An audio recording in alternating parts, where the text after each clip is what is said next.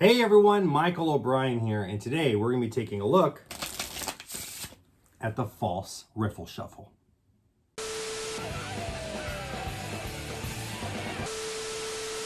Hello my friends, and welcome back to another episode of Advice for Magicians, where my job is to make you the best possible entertainers that you can be. Now in today's video, we're going to be taking a look at a false shuffle. Last week, we looked at some false cuts that you can perform, whether it be some fancy pants cuts, a single cut on the table, or the double undercut, which is a card control that not only controls the selected card to the top, but also maintains the entire order of the cards in the deck as well. In today's video, we're going to expand on that a little bit. We're going to learn how to shuffle the cards and either control a small part of the deck on the top, a small part of the deck on the bottom, or even maintain the order of the entire deck of cards. All of that in this video right here. So without further ado, let's get started.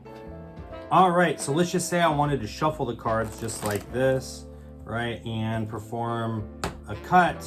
I can cut to a king, not just one king, but 2, 3, and 4 kings as well. And the best part is it is super easy to do. This uses something called a top stock retention, right? So let's learn how to do that first. You're gonna stack whatever card or packet of cards you want just by placing it onto the top of the deck. Now it looks like I'm fairly shuffling the cards, right? And I am, for the most part. I'm just making sure that these top 4 cards stay on the top of the deck. So the way that I do that is I shuffle the cards just like this. And as I'm riffling the cards, I'm making sure that the last cards to fall contain this packet over here. Now, before we can learn how to do that, we need to learn how to properly shuffle a deck of cards. So to perform the tabled riffle shuffle, you're gonna hold the cards by the edges just like this. You're gonna cut the packet in half as best as you can to have it try to be as even as possible. And just using my thumbs here, I'm using my the second and third fingers on each hand to kind of grip the sides of the deck and the thumbs in the back. My index fingers are on the top, putting down a little bit of pressure.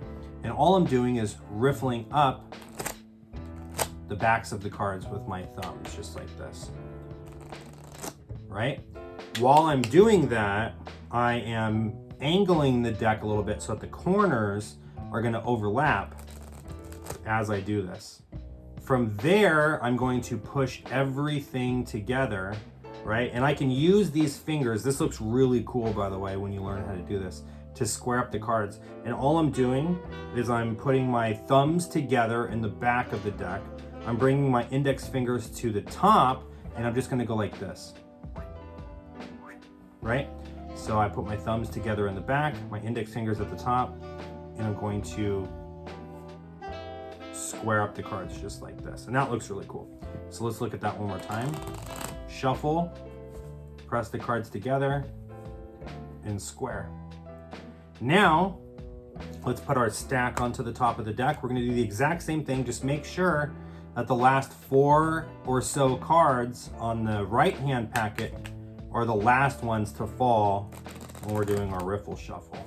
And you see? And I can keep those cards on the top of the deck.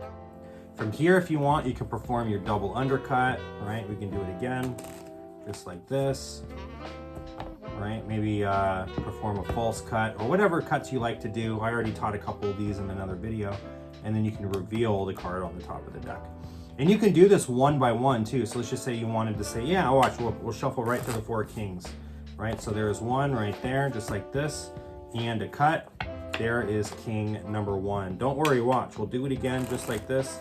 A little bit of a shuffle and a couple more cuts this time, and boom, but what do you know? We cut right to another king, right? We'll go ahead and bury the cards in the middle, give the deck another shuffle just like this, and then this time, instead of 1 cut, we'll cut 1, 2, 3 times to the 3rd king, and then the last king I won't even cut to. You see, that's the ace of spades. We'll place the ace of spades here with the other kings, a click of my fingers, and there goes the final king, the king of diamonds, right? And all of this is achieved just by doing false shuffles and cuts.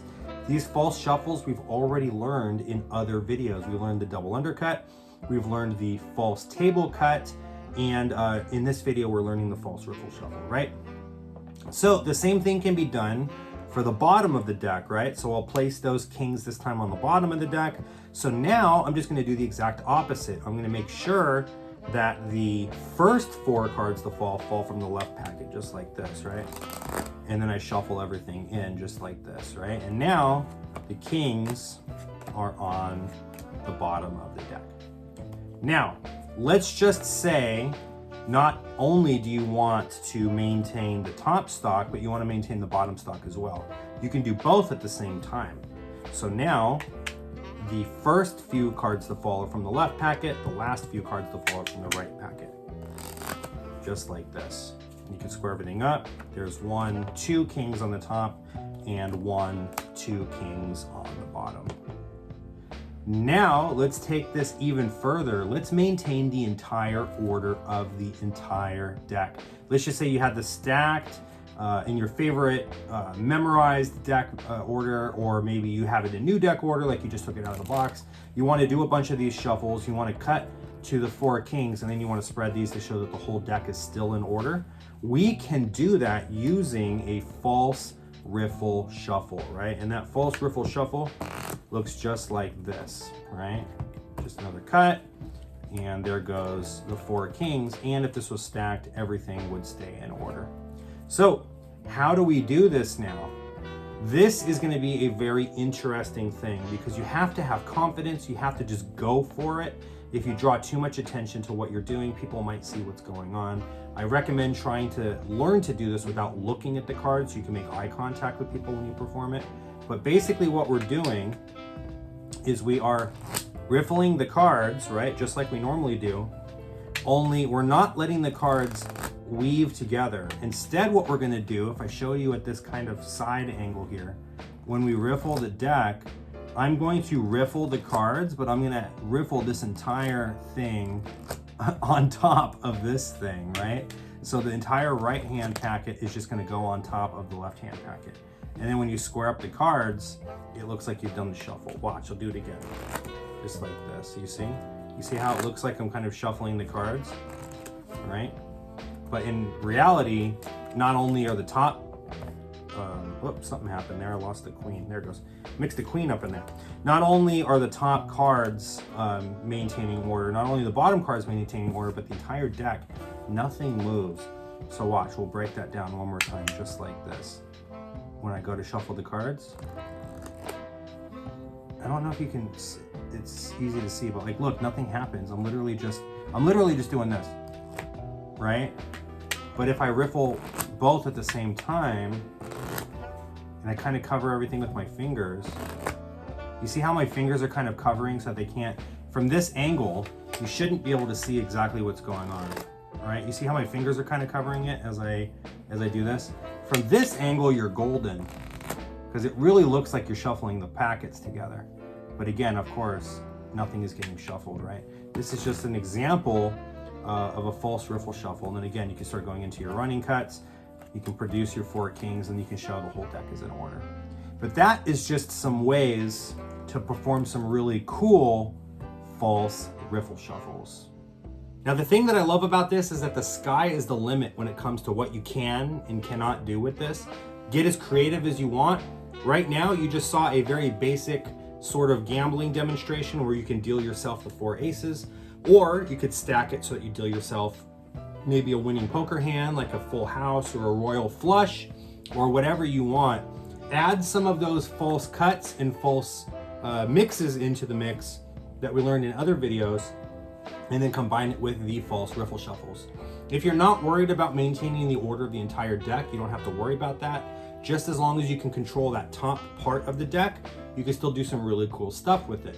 Now, if you want that kicker ending where not only were you able to deal yourself that winning poker hand, but then all of the cards go back into order again, that is a really cool effect that you can do just by throwing this little false shuffle into the mix that maintains the entire order of the deck. Anyway, I truly hope you guys enjoyed this. Thank you so much for joining me for this tutorial. If you guys want to learn more, don't forget to subscribe. I'm going to be posting more videos like this in the Advice for Beginners playlist, as well as other advice for magicians and even advice for professionals in the other playlists as well. We have magic performances, reviews. I post shorts just about every single day. We have a lot of really cool stuff going on in here on the channel, so don't forget to subscribe. If you would like to learn even more magic, I teach all of my working material in the tutorials playlist. Now, the tutorials playlist is only available for members. So if you guys want to join, it's only $5 a month, and you'll get access to over 65 full-length tutorials taught in the tutorials playlist. All of that stuff for just $5 a month. On top of that, you'll get early access to all these videos, so you guys don't have to wait for them to premiere. If you just want to support the channel for $1 a month, I'll still give you guys early access. And if you guys want to become a mob boss, you'll get direct one-on-one access with me, where you guys can ask me anything that you want. We can hop on Zoom. I can work with you guys on whatever techniques that you're working on, or if we're learning a new routine, or if you want to become a working professional yourself, I can walk you guys through step by step on how to set up your business. Again, my name is Michael O'Brien. Thank you so much for watching. I'll see you guys in the next video.